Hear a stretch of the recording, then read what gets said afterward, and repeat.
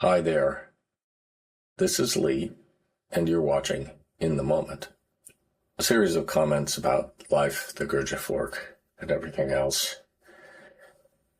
And what is on my mind today, you might ask, or maybe you won't ask that, but anyway, you're gonna hear what's on my mind if you're watching this.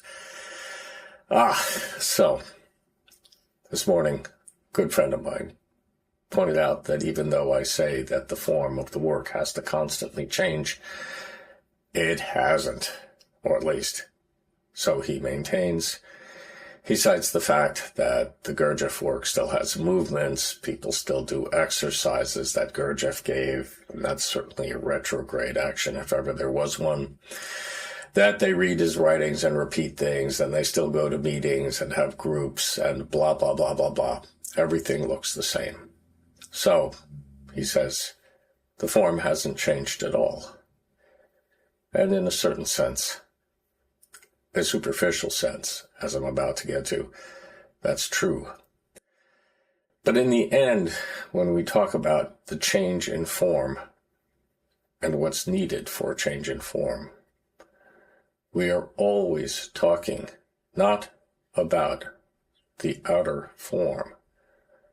We're talking about the inner form. And the inner form is a much more insidious thing in us. The outer form is just a reflection of the inner form, and in a certain sense, makes no difference whatsoever.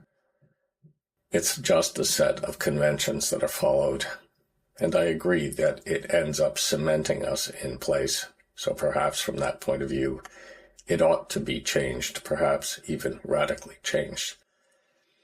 But when we talk about transformation, we're not trying to transform the Gurdjieff Foundation or the Gurdjieff work at large. We're trying to transform ourselves, to transform being.